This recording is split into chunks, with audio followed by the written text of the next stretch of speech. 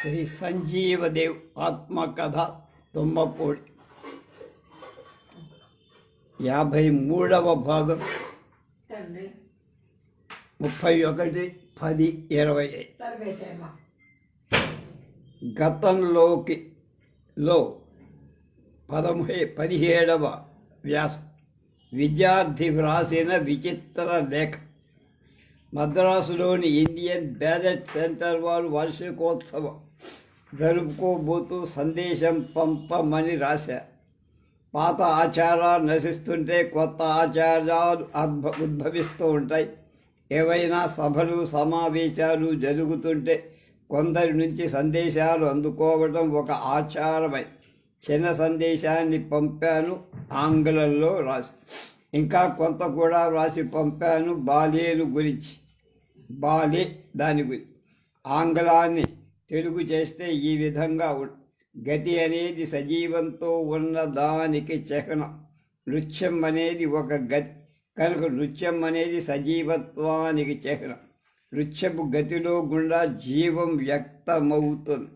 జీవితము నృత్యము పరస్పర అవలంబిత.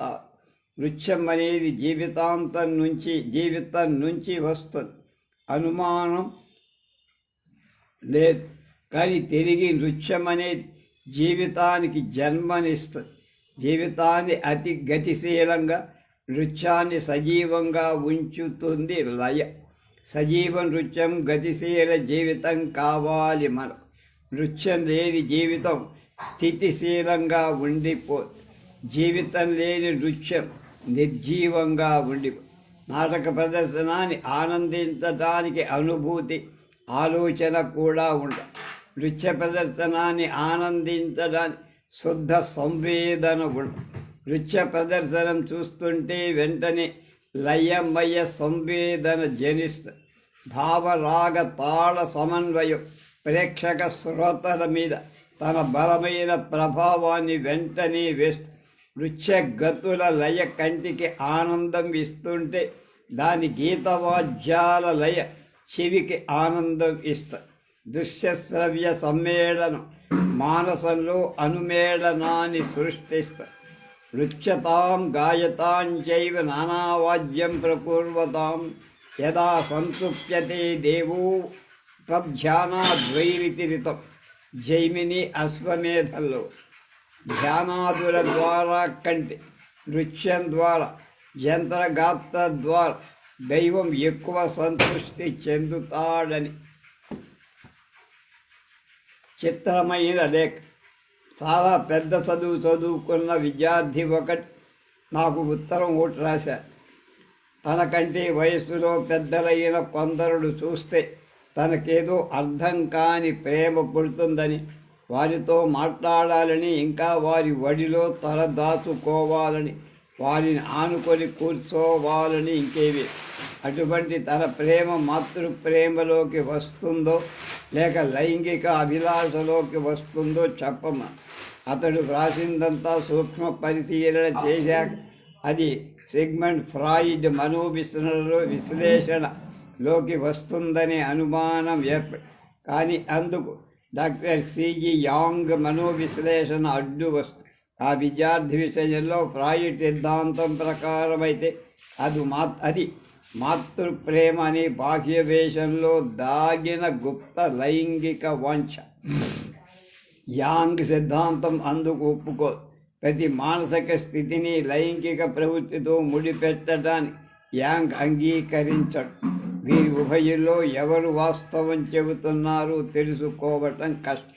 మొత్తం మీద జీవితంలో లైంగిక ప్రవృత్తి స్థానం తక్కువది కాదు. నా చిత్ర రచన సాగిపోతూనే ఉంది. పూల చెట్టు చిత్రించా.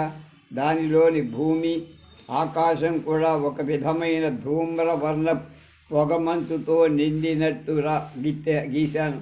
దాని మూలంగా చిత్రంలో ఒక విధమైన అస్పష్ట వాతావరణం ఆవరించి పూలను చూసిన భ్రమగను. చాలా విషయాల్లో స్పష్టానికంటే అస్పష్టానికే మాధుర్యం అధికం. చిత్రాన్ని వేయడంలోనే కాక చిత్రాన్ని చూడటంలో కూడా చిత్రంలో మార్పులు కనిపిస్తాయి. మరి చిత్రాన్ని ఉంచి చూస్తే విడివిడి భాగాలు మాత్రమే కనిపిస్తాయి, కానీ చిత్రంలోని సంపూర్ణత కనపడదు.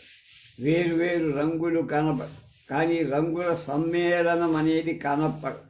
అదేవిధంగా చిత్రాన్ని మరీ దూరంలో ఉంచి చూస్తే చిత్రంలోని ఆకృతులు సరిగా కనిపించవు.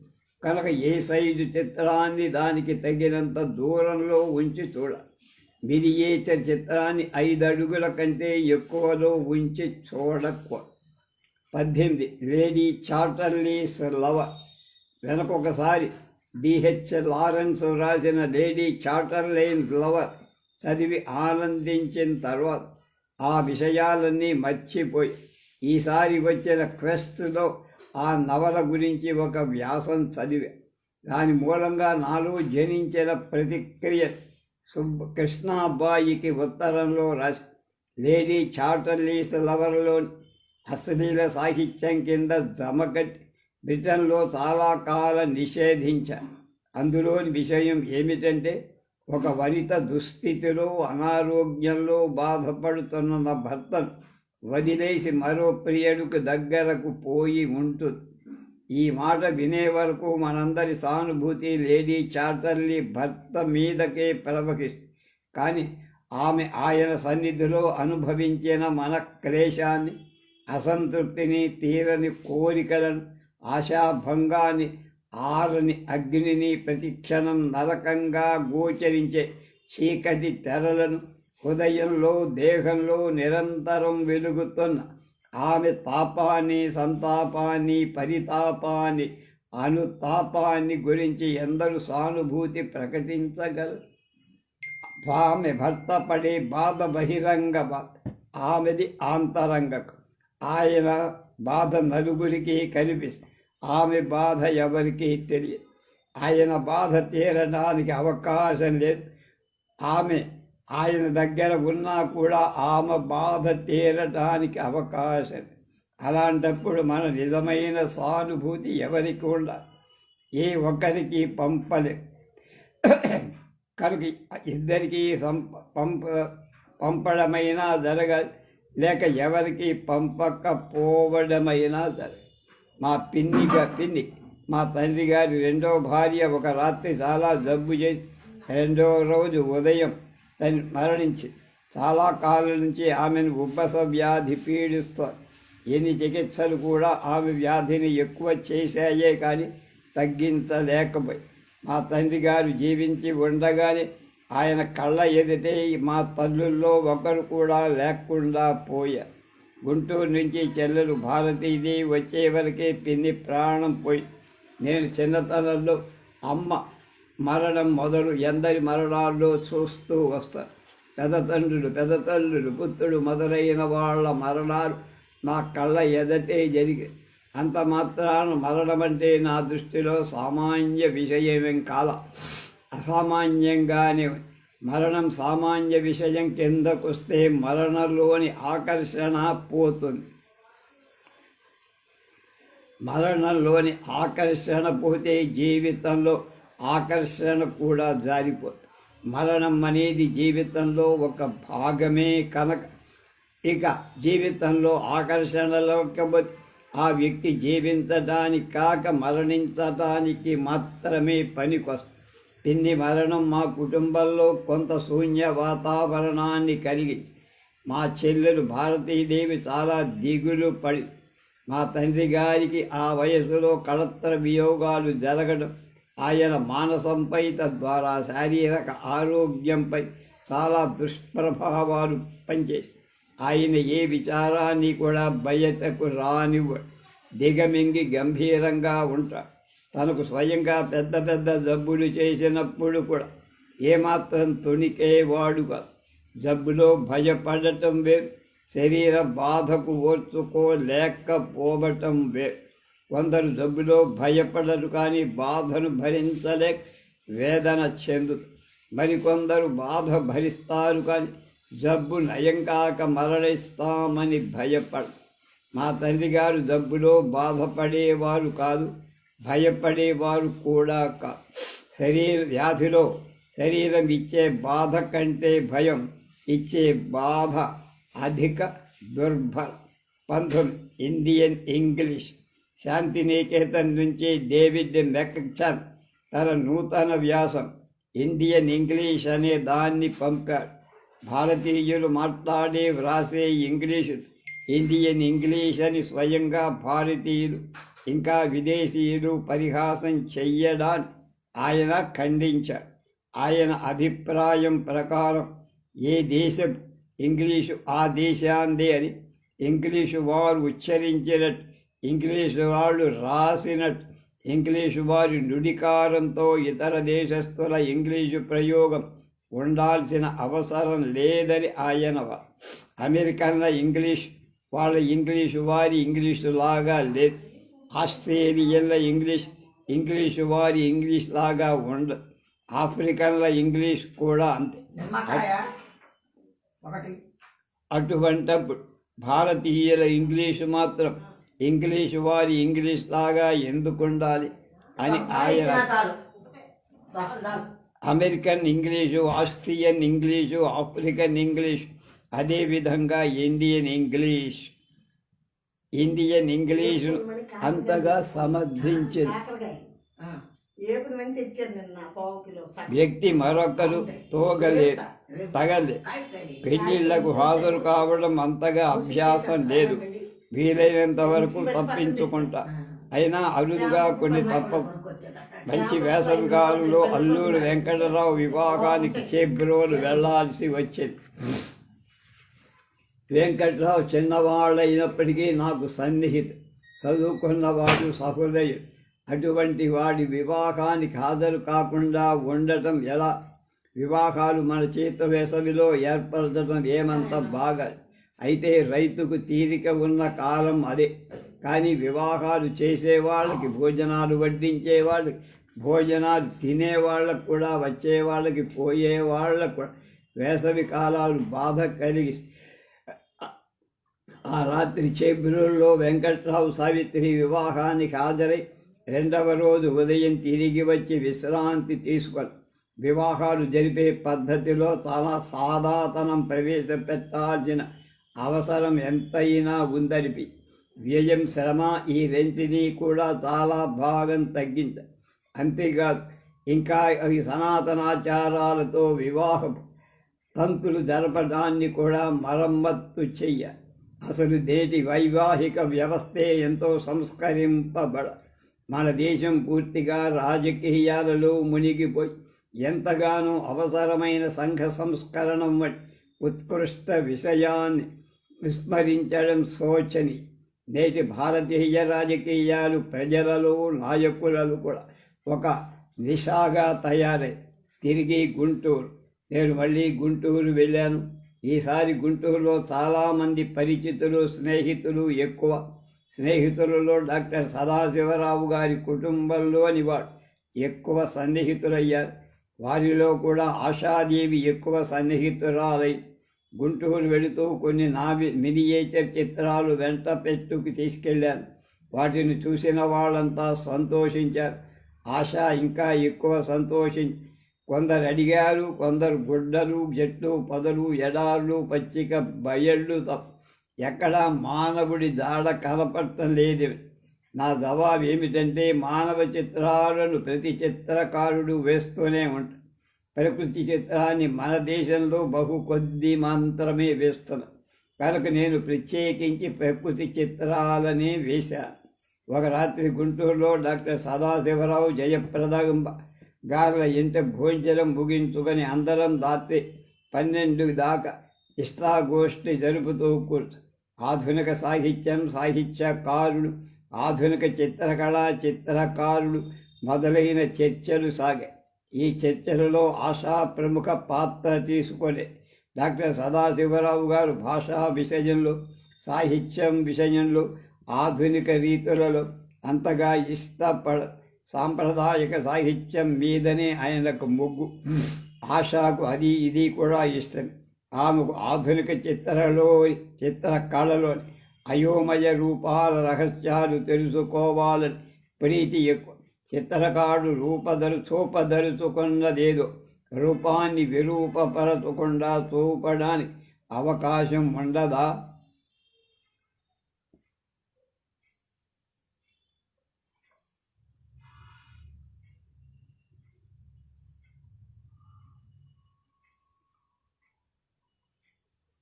ఆధునిక చిత్రాలలో ఈ వెర్రి ఆకారాలెందుకు అని ఆమె సందేహం. ఈ ఆధునిక చిత్రకళను చిత్రకారుడు స్వయంగా తాము చూసి ఆనందించే నిమిత్తమే చిత్రించుకుంటారా? ఇతర ప్రేక్షకుల నిమిత్తం కాదా ఈ ఆధునిక చిత్రకళ? మొదలైన ప్రశ్నలు వేసిందామె. డాక్టర్ల పెద్దమ్మాయి ఇంకా చిన్నదే కనుక ఈ విషయాలు పూర్తిగా అసలు అర్థం కాకుండా కళ్ళు చెవులు మా వైపుకి తిప్పి చూస్తూ వింటూ తాను కూడా ఈ చర్చలో పాల్గొనాలి. కానీ చర్చలో ఆమెకు అందకుండా ఉంటున్నందున కేవలం ఆమె శ్రోత మాత్రమే. నేడు గుంటూరు నుంచి తిరిగి వచ్చేసరికి స్వీడన్ నుంచి శ్రీమద్ అన్మెరీ గిప్మన్ రాసిన ఉత్తరం వచ్చి ఉంది. చాలా రోజులు తిరిగి ఆమె నుంచి వచ్చిన ఉత్తరం చాలా ఆనందం కలిగించి తన జీవితంలోకి ఇటీవల ప్రవేశించిన కొన్ని మార్పులను గురించి ఆమె సుందరంగా వర్ణించింది. విశ్వవిద్యాలయంలో జరిగే సాంస్కృతిక ఉత్సవాలు ఉపన్యసించి విజయవంతంగా బయటపడడం ఒక ఘనకార్యం. వెళ్ళిన వారిలో ఏ కొద్ది మందో అల్లరి లేకుండా బయటపడ అందుకు కారణం ఉపన్యాసాలు కాగానే నాటక ప్రదర్శనలుంటాయి. హాజరైన విద్యార్థులుగా కనిపించే విద్యార్థులు కానివాడు మొదలైన వాళ్ళ ఆసక్తి ఎక్కువగా నాటక ప్రదర్శనలు చూడాలనే కానీ ఈ ఉపన్యాసాల బోరు భరించాలని కాదు. అందుకే ఉపన్యాసాలు సరిగా సాగనివ్వరు. ఈ గొడవలు తగ్గించుకోవాలంటే ఉపన్యాసాన్ని పొడిగించక త్వరగా ముగించేయాలి. బ్రివిటీ అంటామే. విషయాన్ని జటిలం చేయకుండా సరళంగా సరసంగా మాట్లాడు. 20 ఆంధ్ర యూనివర్సిటీలో ఉపన్యాసం. డిసెంబర్లో ఆంధ్ర విశ్వవిద్యాలయం వారి ఆహ్వానం మీద అక్కడికి సాంస్కృతిక ఉత్సవాల్లో మాట్లాడటానికి విశాఖ వెళ్ళి వాల్తేరు స్టేషన్లో దిగేసరికి తెల్లారుజామున 3. స్టేషన్కు ఇంజనీరింగ్ కాలేజీ రీడర్ అయిన వేణుగోపాలరావు, ఆయన సతీ శ్రీమతి కృష్ణాబాయి, పాత విద్యార్థి బండి గోపాలరెడ్డి బంగోరే వచ్చారు. వారు వెంటనే నన్ను తమ అతిథిగా దించారు. దాదాపు 8 ఏళ్ల తరువాత విశాఖకు రావటం జరిగింది. కృష్ణాబాయి కుటుంబం నివసిస్తున్న ఇల్లు సముద్రం దగ్గరే. రాత్రులు పగలు సాగర సంగీతం వినిపిస్తూ ఉంటాయి. సాగర తరంగాలు కనిపిస్తూ ఉంటాయి. సముద్రం ఎక్కడ అంతమవుతుందో, ఆకాశం ఎక్కడ ఆరంభమవుతుందో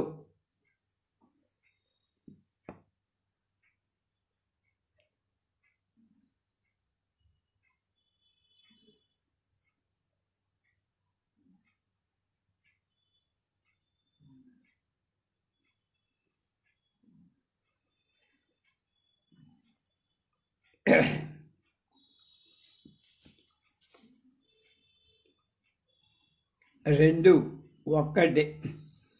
సముద్రంలో సూర్యోదయం కావడం సుందరతమ దృశ్యాలలో ఒకటి.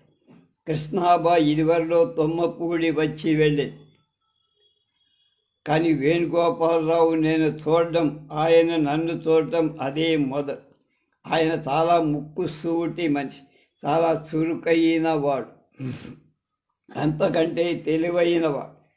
త్వరగా నడుస్తాడు, పెద్ద గొంతుతో చెక్క మాట్లాడతాడు.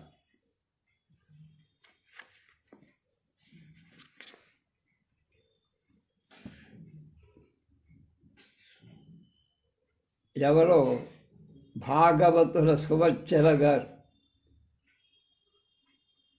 ఫేస్బుక్ లైవ్ చూస్తూ ఆధునిక గురువు గారికి సాష్టాంగ ప్రణామాలను పెట్టింది. ఆ గురుత్వం నాకొద్దు, నేను మామూలు ఒక ఉపన్యాసకుడిలాగా చెప్పేటువంటి విషయం మాత్రం గుర్తుపెట్టుకోండి, అంతంతవి పెట్టకండి. కృష్ణాబాయి కంటే తానే ఎక్కువగా ఆతిథ్యం ఇవ్వాలని ప్రయత్నిస్తా. వాళ్ళ అమ్మద్దరమ్మాయిలు నళిని, పద్మిని తల్లిదండ్రుల మాదిరి స్వభావాలు కలవారు. ఉల్లాసం, ఉత్సాహం వాళ్ళలో తరంగా ఇలాగుతూ ఉంటాయి.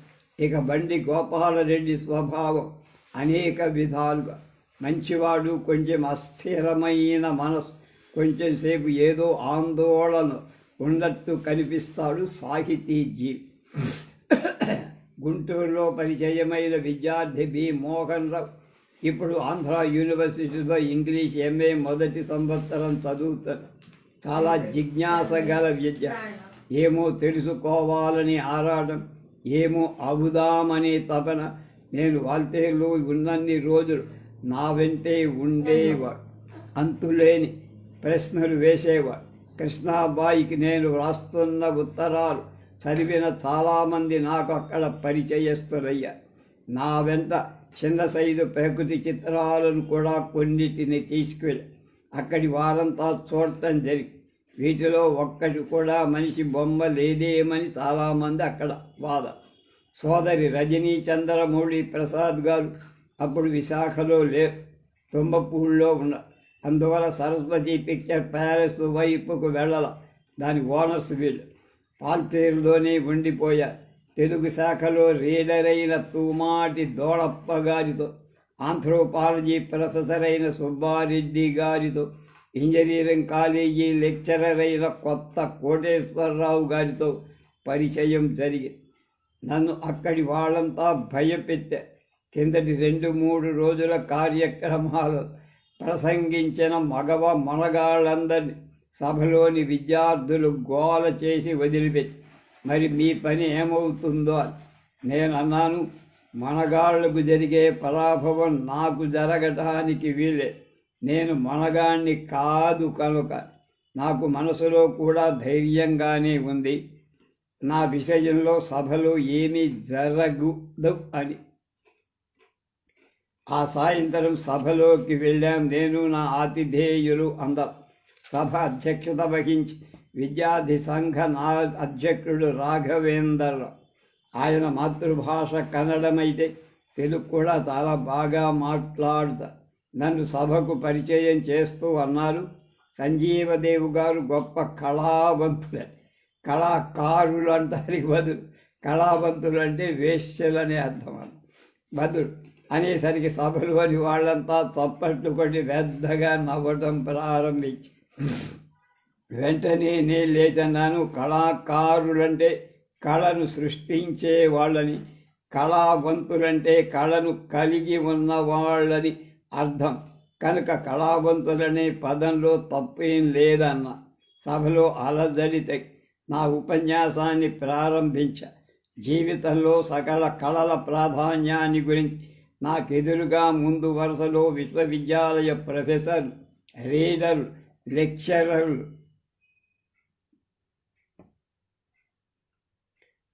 అంతా కూర్చొని ఉన్నారు. ఒకవైపు మహిళలు ఆసీనులై ఉన్నారు. వెనక భాగమంతా విద్యార్థులతో నిండిపోయి ఉంది. ముందు కూర్చున్న అధ్యాపక బృందాన్ని దృష్టిలో పెట్టుకొని ప్రసంగించాలా అనే సందేహం వచ్చింది. వెంటనే నాలో నాకే సమాధానం, ఉభయులను దృష్టిలో పెట్టుకొని ఉపన్యసించాలి. జీవితం అంటే బ్రతికి ఉండడం మాత్రమే కాదని, కళ అంటే కొంచెం సేపు నిశా కలిగించి జారిపోయేది కాదని, జీవితంలో కళతో జీవితం అవినాభావ సంబంధం ఉంటాయని, కొన్ని దేశ భేదాలున్న కళ విశ్వజనీనమని నా ప్రసంగంలో చెప్పా. జీవితానికి ఆహారం ఎంత అవసరం, కళ కూడా అంత అవసరమని, రెంటిలో ఏ ఒకటి మాత్రమే ఉంటే జీవితం అసమగ్రం అవుతుందని, కనుక రెండూ ఉండాలని వివరం చేశాను. ప్రాగైతిక ఇతిహాస కాలం నుండి కళ ఆధునిక కాలం వరకు ఏ విధంగా వికసించిందో చెప్పారు. సభలో ఏమాత్రం అల్లరి జరగదు. పిల్ల, పెద్ద, స్త్రీ, పురుష అంతా శ్రద్ధగా విను. ఉపన్యాసం ముగించి అధ్యక్షుడి అనుమతితో నా ఆంగ్ల కవిత మ్యాన్ అనే దాన్ని చదివా. సభికులు సంతోషించారు. కొందరు దీని కాపీ కావాలని సభా వేదిక నుంచి అల్లరి ఆగం ఏమీ లేకుండా బయటపడినందు నన్ను నేను అభినందించుకోవటమే కాక ఆతిథేయులు కూడా అభినందించారు. విశాఖం వచ్చిన పని అయిపోయింది. ఇక ఇంటికి తిరిగి వెళ్ళే పని. డాక్టర్ కామేశ్వరితో పరిచయం అయింది. చాలా ఉత్సాహం గల యువతి. ఆమె నుంచి మంచి సాహిత్య అభిలాషని, రచయితలన్నా చిత్రకారులన్నా ఆమెకు అంతులేని గౌరవం, అనురాగం. ఒకే వ్యక్తి రచయిత చిత్రకారుడు కూడా అయితే అతనంటే ఆమెకెంత అభిమానము. పాత మిత్రుడు డాక్టర్ టిఆర్ శేషగిరిరావు కొత్త ఇల్లు కట్టుకున్నాడు. కొండను ఆనించి అమెరికన్ పద్ధతి. ఒక రోజున ఆయన ఇంటికి కూడా వెళ్ళి ఆయన్ను, ఆయన దగ్గర ఉన్న కెమెరాను, ఆయన కుక్కను కూడా చూసొచ్చాను. విశాఖలో చిటికలో 5 గంటలకు ఒక ప్యాసింజర్ చీకటితో బయలుదేరుతుంది. అందులో ఎక్కితే మధ్యలో ఎక్కడా దిగే పని లేకుండా సాయంత్రానికి ఇంటికి దిగుతుంది.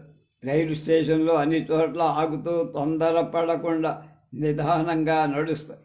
కృష్ణాబాయ్ దంపతులు వాల్తేరు స్టేషన్లో నన్ను బండికి ఎక్కించి పోలేక వెనక్కి పోయారు. వారు కూడా నా బండిలో వస్తే ఎంత బాగుంటుందో అనిపించి వారితో పాటు కూడా నేను కూడా బండి దిగి తిరిగి వారింటికి వస్తే ఎంత బాగుంటుందో అనిపించింది. రైలు కదిలింది. మళ్ళీ గోదావరి నిమిత్తం సురక్షించసాగాను. గోదావరి రాజమండ్రి దగ్గర ఉంది. రైలు రాజమండ్రి దేరుకోలిదే. గోదావరి రావాలంటే ఎలా వస్తుంది? నిజానికి గోదావరి నా దగ్గరకి రాదు. గోదావరికి నేనే వెళ్ళాలి. ఇక 21 బ్రహ్మ సమాజ ఆదర్శ బ్రహ్మ సమాజం ఇంటికి తిరిగి వచ్చేసరికి తెలుగుదేశపు బ్రహ్మ సమాజం వాడు కాన్ఫరెన్స్ జరపబోతూ సందేశం పంపమని ఉత్తరం వచ్చింది. బ్రహ్మ సమాజం చాలా లలితమైన ప్రేమమయమైన ఒక హిందూ శాఖ. బ్రహ్మలందరూ సున్నితమైన ఉన్నత భావాలు కల వ్యక్తులు. రామ్మోహన్ రాయ్, దేవేంద్రనాథ్ ఠాగూర్, కేశవచంద్ర సేన్, శివనాథ శాస్త్రి, పండిత శివనాథ శాస్త్రి మొదలైన బెంగాలీ, కందుకూరి వీరేశలింగం, రఘుపతి వెంకటరత్నం లాంటి తెలుగువారు చెప్పుకోదగ్గ మహాపురుషులు అందులో. పూర్వం ఎప్పుడో బుద్ధుడు, క్రీస్తు, మహమ్మద్ మాత్రమే మహనీయులు కాదు, నేరు ఉన్నారు. అటువంటి మహనీయులు అన్ని దేశాల్లో. నిస్వార్థత, కరుణ, విశాల దృష్టి మొదలైనవి వీళ్ళ ప్రధాన లక్షణం. ఆదర్శాలను పెంచుకోవటమే కాక ఆదర్శాలను జీవితం అమలు పరిచిన వాళ్ళు వీళ్ళు. కనుక అసలు ఆదర్శం ముందా, ఆచరణ ముందా? వీటిలో ఏది ముందుగా పుట్టింది? వ్యాకరణం ముందు పుట్టిందా, భాష ముందు పుట్టిందా అనే ప్రశ్నకు సరిపోతుంది ఈ ప్రశ్న. వ్యాకరణం ముందు పుట్టక భాషే ముందు పుట్టి, అదేవిధంగా ఆదర్శానికంటే ముందే ఆచరణ ప్రారంభం. అన్ని దాఖలాలు తీసుకొని ఆదర్శాన్ని నిర్మిస్తా. తిరిగి ఆదర్శాల ప్రకారం ఆచరించాలనేది ఏర్పడి ఆంధ్ర విశ్వవిద్యాలయంలో కార్యక్రమం ముగించుకోవచ్చా. మళ్ళీ త్వరలో ఎక్కడా కార్యక్రమాలు లేవు. ఏం చెయ్యాలో తోచట్లేదు. కొన్నేసి నాడు పని ఎక్కువై తీరిక కనిపించదు. ఇంకొక నాడు తీరిక ఎక్కువై పని కనిపించదు. పాత సంవత్సరం వెళ్ళిపోతోంది. కొత్త రచనలు, చిత్రాలు, కొత్త సంవత్సరం 1961లో వేయవచ్చని వాయిదా వేసి ఉంచి వర్తమాన కాలంలో ఎవరైనా చురుకుగా చేయబుద్ధి పుట్టినప్పుడు ఏదో ఒక నెపం కల్పించి దాని భవిష్యత్తులోకి వాయిదా వేయటం మామూలు. రాసుకోవడానికి, చిత్రించుకోవడానికి ఇష్టం కుదరన, ఇష్టంగా ఉండేది చదువుకోవడానికి కూడా మనస్సు తిరస్కరిస్తే హాయిగా తట్టే పని బొమ్మల పుస్తకాలు తెరిచి బొమ్మలు చూడటం. భారతీయ సంప్రదాయానికి చెందిన చిత్రకారుల చిత్రాలు చాలా ఉన్నాయి. వీటిలో బెంగాలీ చిత్రకారులదే అధికం. చిత్ర సంపుడి తెరిస్తే కళ్ళు మిరిమిట్లు గొలిపే రత్న పేటిక తెరిచినట్లే ఉంటుంది. రత్నాలు కంటికి మాత్రమే హాయినిస్తాయి కానీ మనస్సుకు ఏ భావాన్ని అందించు. ఏ పద్ధతిలో చూస్తే ఆధునిక నైరూప్య చిత్రకళ కూడా కంటికి హాయినీయటం తప్ప ఏ భావాన్ని కలిగించదు. Abstract art. ఇవాళ చివరి వ్యాసం 22. నా వద్ద ఉన్న కొన్ని విశిష్ట నేను నిర్మించుకున్న ఆల్బంలు. మొదటి పేజీలో నందాలాల్ బోస్ చిత్రించిన హర పార్వతి అనే నలుపు తెలుపు చిత్రం ఉంటుంది. అంతా నలుపు, దాని మీద స్థూలమైన తెల్ల రేఖలలో హర పార్వతుల ముఖాలు పార్శ్వ రూపంలో తేజోవంతంగా గోచరి. 2 ముఖాలు కూడా ధ్యానమగ్నమై ఉంటాయి. శిలాశిల్పాలలా గోచరిస్తాయి ఆ పార్శ్వములు. మరొక పేజీలో వసంతకాలంలో గుర్ర పిల్లలు అనే చైనా చిత్రం. ప్రకృతి చిత్రంలో ఇది అద్భుతంగా ఉంటుంది. ఈ బొమ్మలో రంగులు లేకపోవటంలోనే దీని రమ్యత ఇమిడి ఉంది. రంగుల్లేని చిత్రంలో చిత్రానికంతకు ఒక ఏకత్వం కనపడుతుంది. చైనా వారి ప్రకృతి చిత్రాల్లో గోచరించే విశాల ప్రదేశాలు ఈ చిత్రంలో మనోహరంగా చూపబడ్డాయి.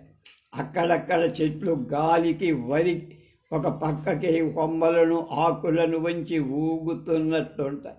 గతివంతంగా అంటే కైనటిక్గా గోచరిస్తుంది చైనా. రంగులు లేకుండానే ఈ చిత్రంలో వసంత వాతావరణంలోని ఉల్లాసం కనపడుతుంది. బహిరంగ ప్రదేశంలో అక్కడక్కడ చెట్ల మధ్యలో గుర్ర పిల్లలు నడుస్తూ మేస్తూ కదలక నిల్చొని కనిపిస్తాయి. ఎక్కడా ఏమీ అడ్డులేని విముక్త చిత్రమి. స్వేచ్ఛావాయువులు ఒక మూల నుంచి మరొక మూలకు తోలుతూ ఉంటాయి. ఈ చిత్రం ప్రకృతిలో కంటికి కనిపించదు గాలి, కానీ ఈ చిత్రంలోని గాలి కంటికి కనిపిస్తుంది. మరొక పేజీలో నళినీకాంత మజుందార్ చిత్రించిన హేమంత ఋతువు చిత్రము. ప్రకృతి చిత్రంలో ఇదొక ప్రత్యేక చిత్రం. దీనిలో ఎంతెంతో దూరాలు చూపెట్టబడ్డాయి. అనంతమైన మైదానంలో దూరాన ఒక తెల్లని సెలయేరు ప్రవహిస్తూ ఉంది. ఆ సెలయేటికి అవతల ఎంతో దూరంగా అస్పష్టంగా ఒక గ్రామం ఉంటుంది అది దానికి అవతల చెట్ల వరుస, దానిపైన ప్రభాత ఆకాశం, ముందు వైపున గ్రామ కుటీరాలు అందంగా కనపడి మైదానం గుండా ముందు వైపు నుంచి వంపులు తిరిగిన దారి పోతుంది. ఆ దారిలో గుండా బోయీలు ఒక మేనా మోసుకు వెళుతూ ఉంటాయి. ఆ మేనాలు ఎర్ర చీరతో ఒక వనిత కనిపిస్తుంది. హేమంత ప్రశాంత వాతావరణ చిత్రాన్ని కమ్మి ఉంటుంది. ఈ చిత్రంలో వస్తు శోభ, ప్రదేశ శోభ మాత్రమే కాక వాతావరణ శోభ కూడా కమనీయంగా కనపరచబడి. అందులోని మరో చిత్రం దేవి ప్రసాద్ రాయ్ చౌదరి గాలివానలు అనే చిత్రం. ఎంతో శక్తిని ప్రదర్శించే చిత్రం. సహజత్వంతో వాస్తవికతో నిండి వెనక చూపబడిన చిత్రాలు సౌకుమార్యంతో కూడుకున్నాయి. కానీ ఇది శక్తితో కూడుకుంది. వర్షం కురుస్తూ ఉంటుంది, పొలాలు అంతకంటే గాలి వీస్తూ ఉంటుంది. ప్రకృతి అంతా వర్షధారలతో నిండి ఉంటుంది. భూమి అంతా లోతైన బురదతో నిండి ఉంటుంది. ఒక బండిని 2 ఎడ్లు లాగుతున్నాయి. 2 మనుషులు బండిని బలంగా నెడుతున్నారు. బండి బురదలో ముందుకు సాగటం లేదు. ఎద్దులు తమ బలాన్ని చూపి లాగుతున్నాయి. బండి కదల చక్రాలు బురదలో దిగబడుతున్నాయి. ఎద్దుల ఎముకల వరుస చర్మంలో గుండా కనిపిస్తాయి. బండిని నెడుతున్న 2 మనుషుల కండరాల పుష్టి కనపడుతుంది. నేల మీద బురద, నీరు, పైన వర్షం గాలి. బండి ఒక మూల నుంచి మరో మూలకు నడుస్తోంది. చిత్రంలో మనుషుల కాళ్లకు బురద, ఎద్దుల కాళ్లకు బురద, బండి చక్రాలకు బురద. వీటన్నిటి మీద ధారాపాతంగా వర్షం. రాయ్ చౌదరి చిత్రాలలో ఇదొక ప్రత్యేక చిత్రం. వీటిలో ఒక ఆంధ్ర చిత్రకారుని సావిత్రి సత్యవంతుల చిత్రము. ఆ చిత్రకారుడు స్వర్గీయ అనిశెట్టి వెంకట సుబ్బారావు. అవనీంద్ర ఠాగూర్ దగ్గర కొన్నాడు చిత్ర విద్య నేర్చుకుని ఆయన రచించిన ఈ సావిత్రి సత్యవంతుల చిత్రం, ప్రత్యేకించి దాని వర్ణ విన్యాస శోభ చాలా రమ్యంగా. ఆకుల వివరాలు తెలియని ఒక చెట్టు కింద ఇద్దరు వ్యక్తులు, ఒక స్త్రీ ఒక పురుషు, విషాద వదనాలతో నిలిచి ఉంటారు. ఆ స్త్రీ చేతులు రెండు ఆ పురుషుని భుజాలు పట్టుకొని ఉంటాయి. చెట్టులో చైనా చిత్రకళా ప్రభావం కనపడుతుంది. ఆంధ్ర చిత్రకారుడు వేసిన రమ్యమైన చిత్రాల్లో ఇదొకటి. అంతరమంతటా ఏదో నైర్మల్యం రాజ్యం చేస్తున్న అనుభూతి కలిగితొస్తుంది. చిత్రమంతటా ఏదో నైర్మల్యం రాజ్యం చేస్తున్న అనుభూతి కలుగుతుంది. కొన్ని చిత్రాల్లో కనిపించే ఎరుకుదనం, బహువస్తు సముదాయం, వర్ణ బాహుళ్యం అంటే రంగులు ఎక్కువగా మొదలైనవి ఇందులో కనిపించక ఏక్తార నుంచి ధ్వనించేటువంటి రసరాగంలాగా ఉంది ఆ చిత్రం. ఇటీవల బంధువుల మరణాలు ఎక్కువై డాక్టర్ విఎస్ కృష్ణ మరణ వార్త ఆంధ్ర యూనివర్సిటీ వైస్ ఛాన్సలర్ చేశాడు. అకస్మాత్తుగా ఆంధ్ర యూనివర్సిటీ వైస్ ఛాన్సలర్ పదవులను యూనివర్సిటీ గ్రాంట్స్ కమిషన్ పదవిలో అడుగుపెట్టడం, ఢిల్లీలో ఆయన ప్రాణం పోవడం, ఆయన మంచితనం ఆయన బంధువుల కంటే ఇతరులకు బాగా తెలుసు. ఆయన కర్మకాండలు మాకు 2 మైళ్ళలో ఉన్న స్వగ్రామమైన పెదపాలెంలో జరిగే. అటువంటి కర్మకాండలకు హాజరయ్యే అభ్యాసం అంతగా లేకపోయినా కర్మ రోజున పెదపాలెం వెళ్ళా. అటువంటి కర్మకాండల్లో ఆయనకు నమ్మకం కూడా ఉండేది కాదు. అయినా కర్మ జరపడం మరణించిన వారికి అటువంటి ఆచారాల్లో విశ్వాసం ఉందా లేదా అని సమస్యలు. జీవించి ఉన్న వాళ్ళకు వాటికి విశ్వాసం ఉండేది, వాటన్నిటినీ చేస్తా. బుద్ధుడి విగ్రహాలను పూజించవద్దని చెబితే బుద్ధ నిర్యాణం తర్వాత కొంతకాలానికి మహాయాన బౌద్ధులు బుద్ధ విగ్రహాలు పెట్టి వాటినే పూజించడం మొదలుపెట్టేదా. పెదపాలెంలో చాలా పెద్ద వాళ్ళంతా హాజరయ్యారు. డాక్టర్ కృష్ణ దినం నాడు ప్రొఫెసర్ సచ్చిదానందమూర్తిని ఆ రోజే మొదటిసారిగా చూశాను. కొత్త సచ్చిదానందమూర్తి అంటే పరిచయం కావటం కాదు, నన్ను ఆయన చూడదు.